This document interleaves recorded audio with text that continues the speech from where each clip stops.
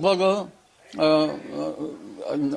નવેમ્બરના બીજા સપ્તાહમાં વાદળવાયુ આવવાની શક્યતા રહેશે અને તારીખ 15મી સુધીમાં લગભગ હવામાન ઘઉં જેવા પાકો અને જીરું મસાલા જેવા પાકો માટે સાનુકૂળ થતું જશે. એટલે હવે લગભગ સૌરાષ્ટ્રના ભાગોમાં ક્યાંક તડકો નીકળ્યો છે, ત્યાં ધીરે ધીરે વરાપ થવાની શક્યતા રહેશે અને માવઠાના માર વચ્ચે બેહાલ ખેડૂતો રવિ પાકોનું વાવેતર કરી શકશે. પરંતુ જીરા જેવા પાકોમાં ભેજિયા વાતાવરણના કારણે કાળીઓ ચરમો આવી જતો હોય છે, તો ખેડૂત ભાઈઓએ પાક સંરક્ષણના પગલાં લેવા સારા રહે.